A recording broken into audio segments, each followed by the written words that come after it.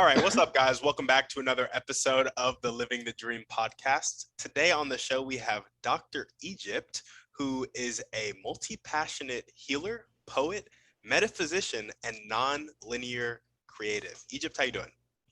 I'm good, Timothy. Thank you. Thank you for having me on your platform. Thank you. Yeah, of course. Thanks for coming on the show. And we like to jump right in. So if you could start with telling us a little bit more about yourself and what you like to do for fun, that'd be great.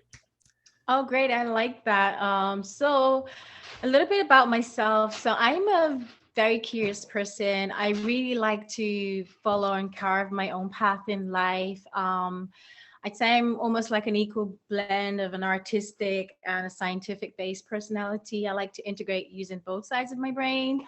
And in terms of what I like to do for fun, oh my gosh, I like dancing. I'm a poet, so I love writing, and I just love words. So the spoken words, written words. I love reading. I'm also like a little bit health obsessed, so I enjoy like just learning new recipes, trying out new detoxification protocols, new healthy superfoods, and just things like that. Yeah, just like living a good life. Love it. Love it. And when you say carve your own path in life, I noticed in the intro there was a lot of things that aren't um, orthodox, I guess you could say. You know, it is like you've carved your own path in life. So can you speak a little bit more to that? For sure. So, right from an early age, I always kind of felt like the black sheep in a black family, in the sense that I would just see things differently to the people that that were in my surroundings, that I grew up with, family and friends. And I always wanted to not be boxed into like a specific stereotype or niche. I just saw myself as me. And as best as possible, I feel like I've almost been fighting that dynamic in my life to just like, the dynamic of trying to conform to society and their notions of success and just trying to do me and walk my own path. And I feel like the desire to walk my own path and live in my own truth overcame my desire to want to conform with society. So I very much I'm unique. Some people have described me as different. They can't quite place what I do, who I am, and I see myself like that, and I'm cool with it. I've embraced my weirdness, is what I say, and yeah, I'm just rolling with life and see where it takes me. I love that. I love that. And so would you say that's kind of your motivation in life, just to be authentic and not let yourself be boxed in? Definitely, it's one of my main motivations. I'm very much there's some key tenets that I choose to live my life by. One, which is authenticity for sure.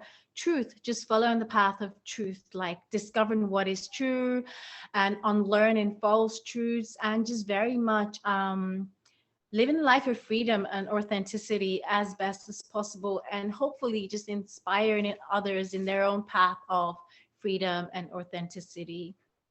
I love it. I love it. That is very similar to why I started this podcast. So awesome. Tell us a little bit more about when you started writing poetry and really getting into the spoken word and dancing and expressing yourself in those ways. Wow, awesome. So I've always kind of liked dance right from my was probably like early teens, even as young as like preteens.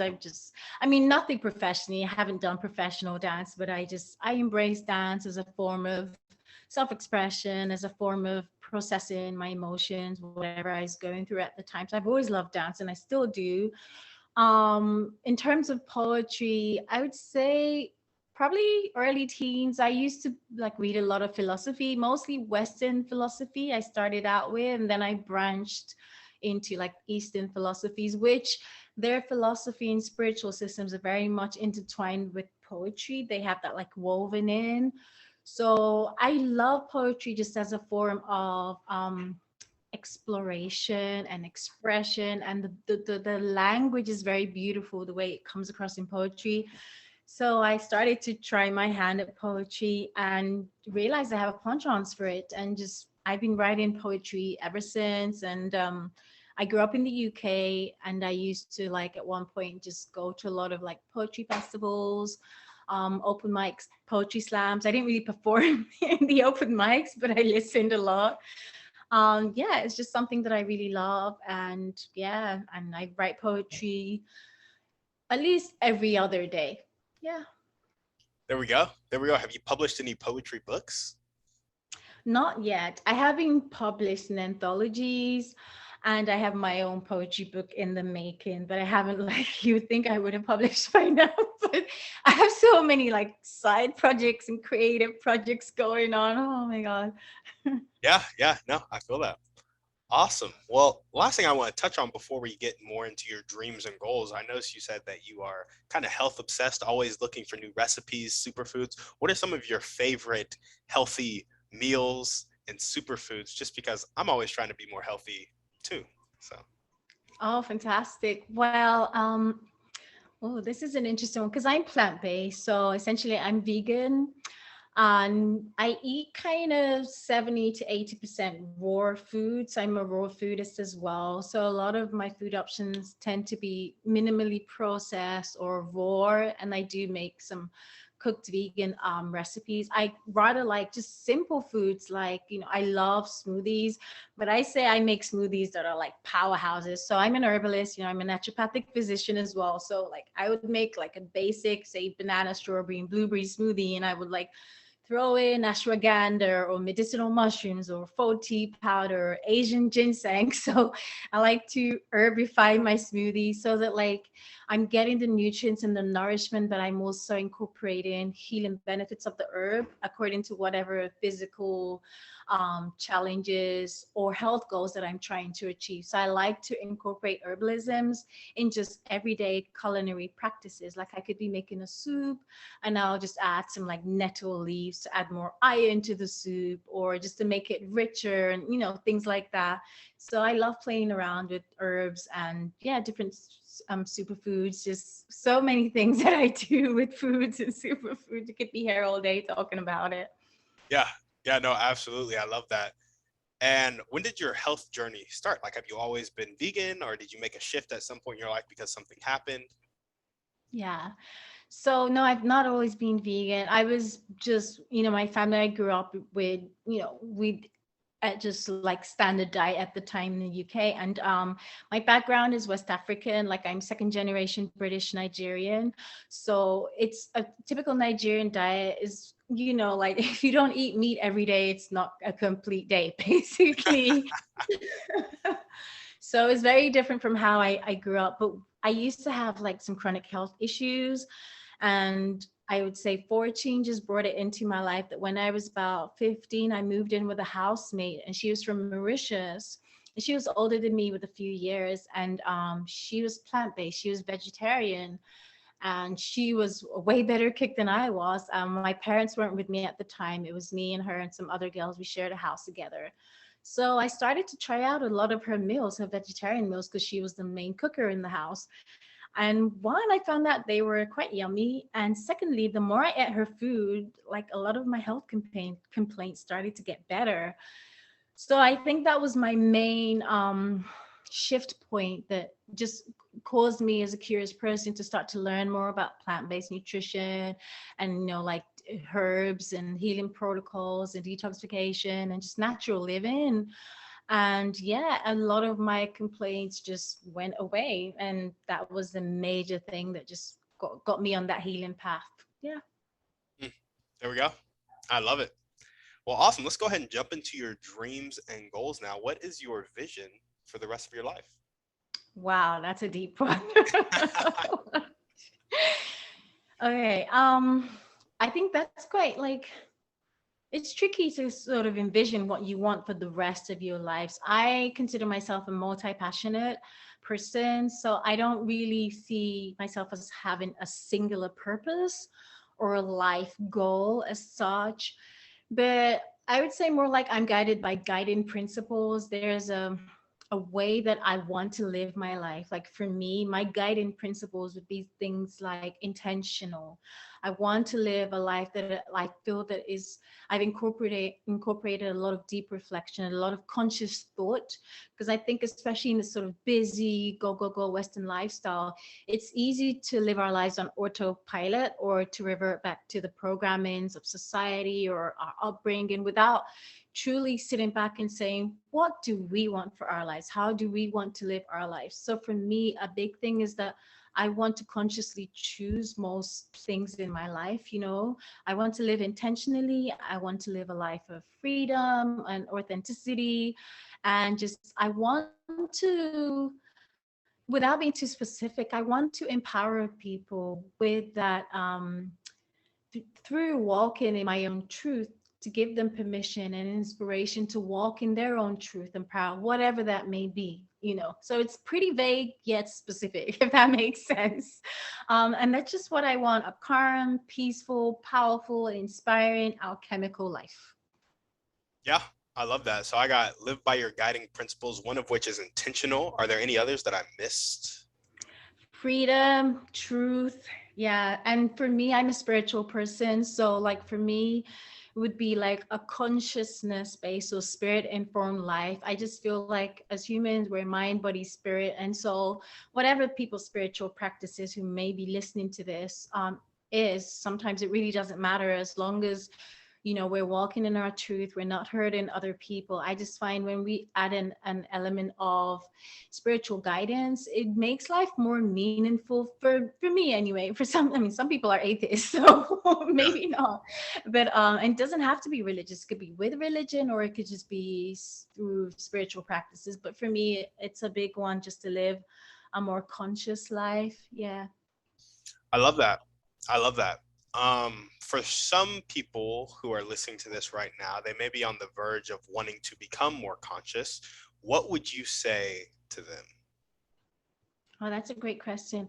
I think one thing is just to be aware that everything is nourishment. And I'll break this down, as in everything can be food, especially like the impressions we bring into our lives can be food for our consciousness, can be food to develop our consciousness. And I found this in my own life. So like listening to even something as music, being more consciously aware of the kind of music you listen to and the words that are being said in that music, because words can program your mind, and your mind being programmed affects your mindset, which plays out into how you live your life. So really question, what sort of nourishment or inputs do I want to put into my brain in terms of people that I'm surrounding myself with, learning experience that I'm surrounding myself with, what kind of music am I listening to, what are the words? Everything is nourishment. And I say this coming from a more Ayurvedic perspective. I don't know if you're aware of Ayurveda, or so I'll keep it really simple. So Ayurveda is basically like an ancient Vedic Hindu philosophy. It's a complete healing system. It's ancient based.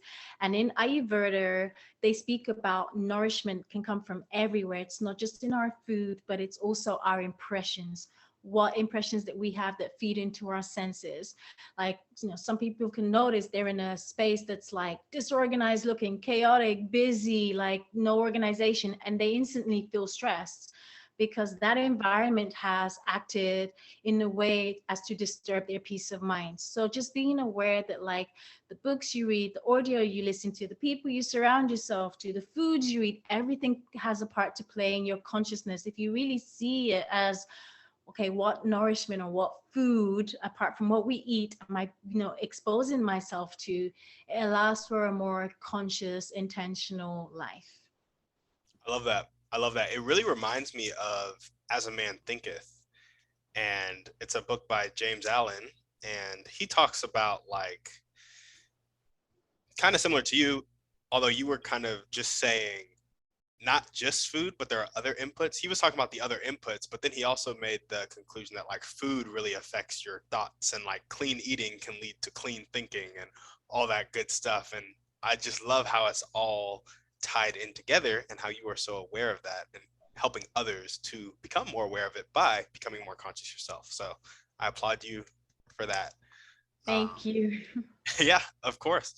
Well, awesome. So we have, live your life by your guiding principles, empower people to walk in their own truth. Are there any other dreams, goals that you want to talk about?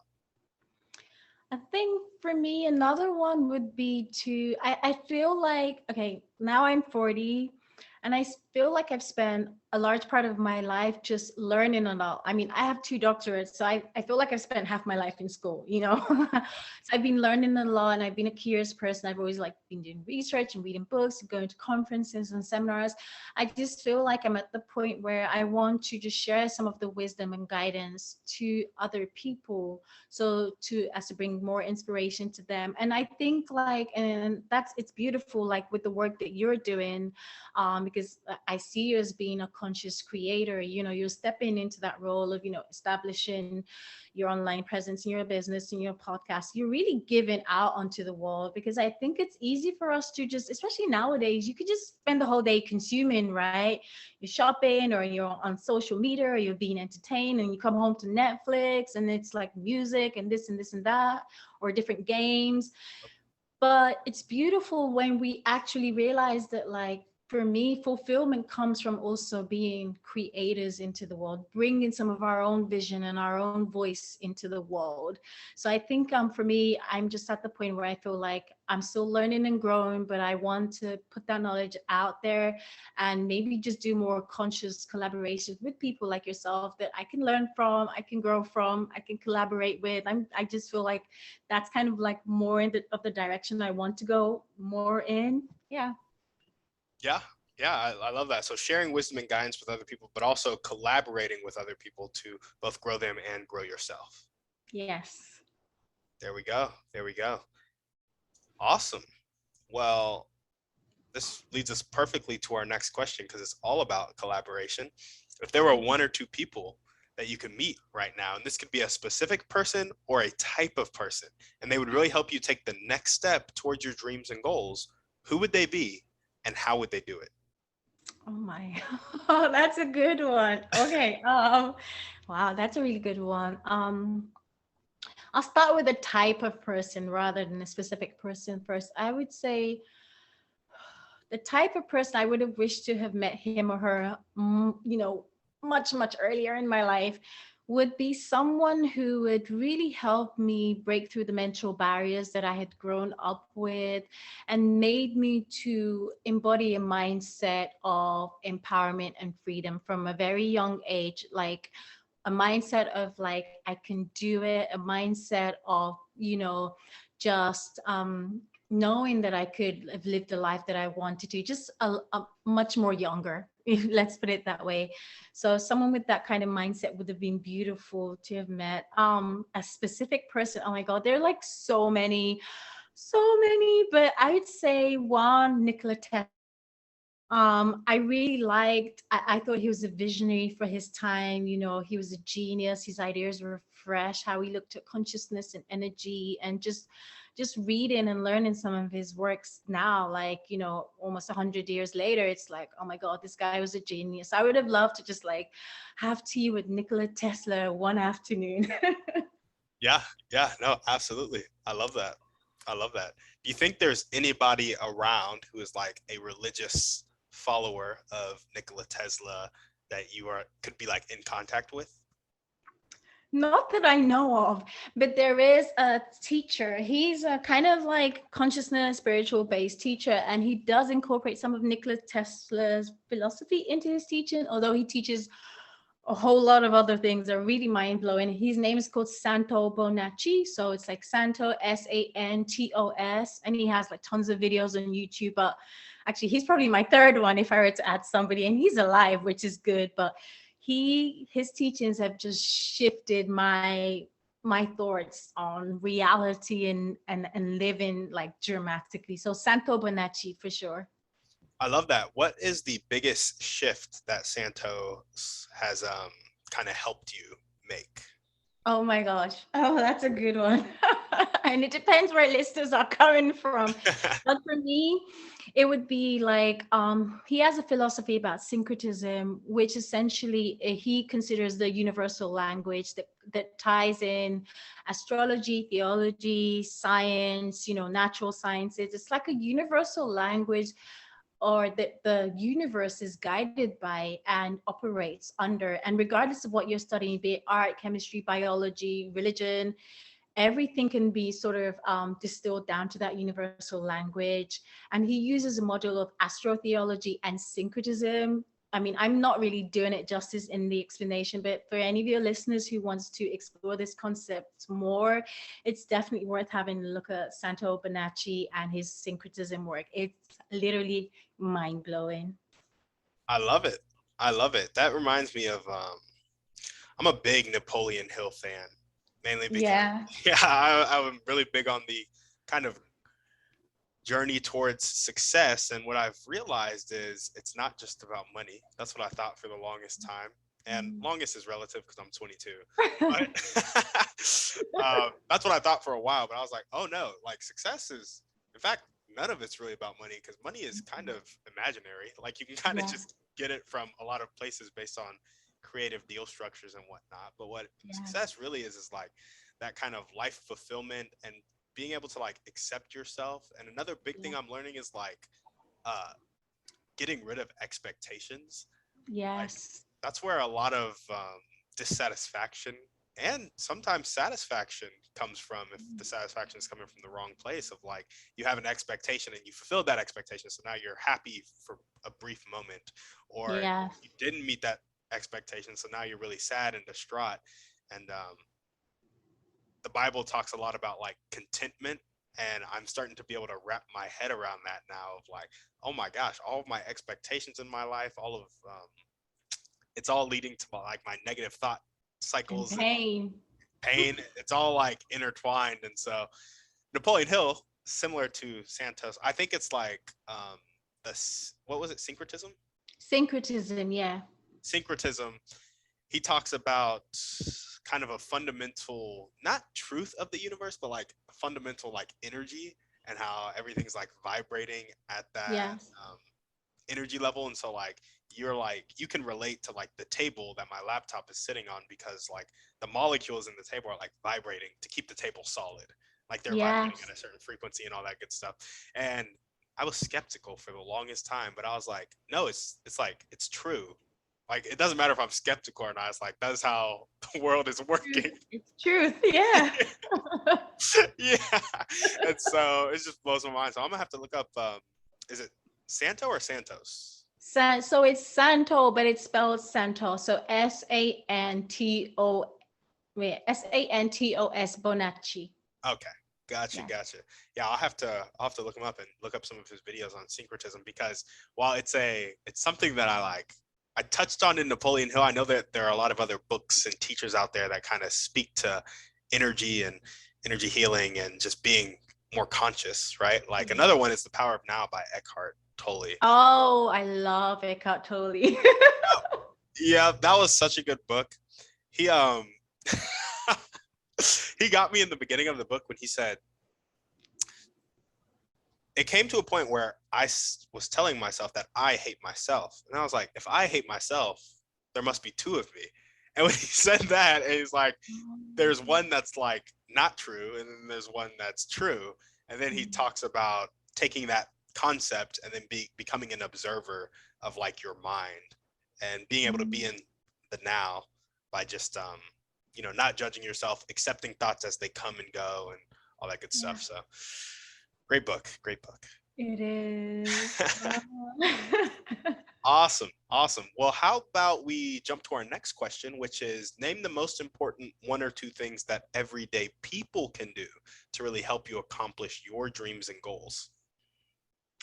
Oh, so is it? I just make sure I got the question clear. Like the people can do personally, or they can get other people to help them do. That people can do personally to help you out. So like you walk by somebody at the store and they're like, how can I help you with your dreams and goals? Oh wow. Oh, I like that one. Okay. Yes. I think one is just like having an attitude of kindness.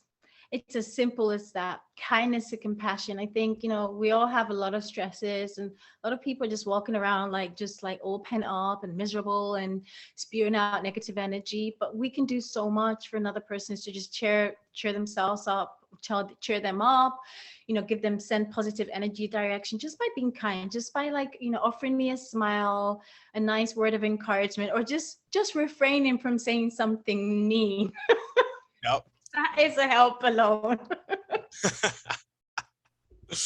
I love it. I love it. And what I have you ever heard that poem by Marianne? I think it's Marianne Williamson. Maybe not.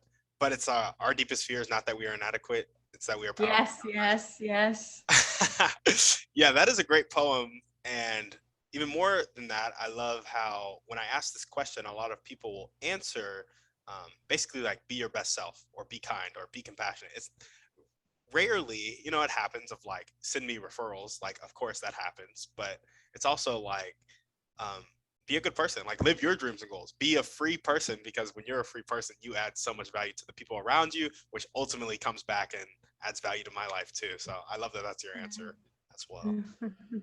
Awesome. Well, now we're going to jump into our thriving three. And the first question is, what is your favorite book, movie, or podcast? Pick one. Oh, nice one. Oh God, this is hard. It would be between book and podcast. Um, oh, let's just do movie. Let's do movie because yeah, my favorite movie of all time is Gladiator. Wow. All right, you have to tell us why. For me, it's that story of triumph after turbulence. And I also I love, like historical period type dramas and movies. I like things that take me back really into time. And I love the cinematography. I thought it was just a beautiful movie to watch. And it's just my favorite movie of all time. And the music score for me is like so inspirational. I love it. That is the first time we have heard that movie on the podcast. Awesome. Awesome. Awesome. And what is one way you like to take care of yourself? Oh, I take long walks. I'm very much the walker when the weather does permit out here in Illinois, but I love, just walking even without music and anything, just long walks to clear my mind, to get in touch with nature, to feel healthier in my body and just settle my spirit. Yeah, walking. Love it. Love it. There we go. And what is one action step you can take right now or continue to take if you're already doing it to really meet Santo? Oh, I love that. It's one action step would just be to shoot him an email. Say like, I admire your work, just to let you know. Yeah. Yeah, absolutely. Absolutely. There we go. Well, awesome. I have one last question for you. So you know how there are people on the planet that have a really fixed mindset. They're not willing to accept help. They're not willing to accept change. Sometimes they'll live their whole life like that, and sometimes they'll die like that, unfortunately. Mhm. Other times they'll make the switch at some point in their life to more of a growth mindset, willing to accept help and willing to accept change. In your opinion, what is the catalyst that causes that change? In the person, um, so just I kind of have two responses for that. I'll make them short. So I think like from a clinical point of view, I see people making health changes like that sometimes when they've undergone a health crisis. So they had a fixed mindset before and what have you, but then they underwent a health crisis and tried a couple of options that didn't work. And then they suddenly have a growth mindset and they're open to try new things. Another one I would be that I've seen a lot in people I've noticed is to like actually just for the people around them or for them to have encounter with people who are just setting good examples or people who are living their own highest truth. I find like we're often better influences of people when we just like walk our own path and live our highest truth, and they see our light and we can sort of illuminate our light onto them and our light pulls them forward rather than when we forcefully try and convince them and explain to them and things like that. So I found those are two ways that I commonly see people make those shifts from fixed to a growth mindset. I love that. I love that. I've often heard that people change because of two reasons, and it's either inspiration or desperation, and you just hit them both. So there we go. There we go. Well, awesome. Egypt, is there anything else that you want to chat about before we sign off? Um, So I think just to loop back to what you mentioned, the power of now and Eckhart Tolle, just to remember to remind anyone listening out there that there is a lot of power in this moment. If anyone's like thinking of a specific dream or goal and thinking, oh, they maybe they can't do it or it's too much, just don't be discouraged and be too overwhelmed. Just focus on what you can do today, right now, with the resources and the skill sets that you do have, and just make that shift, even if it's tiny micro step. Focus on the now, focus on this day, and step by step you'll slowly achieve your goal. I love that. I actually have another question now. Sure. So you said the word focus, and focus, it's a very scarce skill now. I think with our modern day technology, our attention is split between so many things. We can be doing so many things. For the person feeling overwhelmed right now and they know that they need focus in their life, what would you say to that person to help them focus? For sure. For me, I would say consider becoming a digital minimalist. It's something that I've incorporated in my own life that's been so powerful, especially with things like social media. A lot of these platforms, they are built around maximizing the amount of attention they can get from us, and really your attention is your life currency. Just to give yourself a break and realize that you can't be on every platform 24/7 and still live a balanced sane life. So maybe just carving out certain time periods to do some social media or doing digital sabbats, or like blocking out going online after a certain time of day. Just little steps like that to incorporate more digital minimalism in your life. It will give you so much more clarity, focus, and just mental sanity, to be honest. Yeah, yeah, absolutely. Become a digital minimalist. Egypt, thank you so much for coming on the show. Thank you so much. Of course. And if you guys are listening to this and you loved what Dr. Egypt had to say, make sure to reach out to, what is the best way to reach out to you? Yes, so you can learn more about me and my work and offerings on my website, which is manifestingalchemy.com. That's manifestingalchemy.com. There we go. Head to manifestingalchemy.com. Find out some more about Dr. Egypt, contact her, and if you happen to know Santo, connect them. Awesome. As we always ask, guys, shoot this podcast to 1 to 3 people you know need to hear this message. Shoot us a 5-star review on iTunes, and we're out.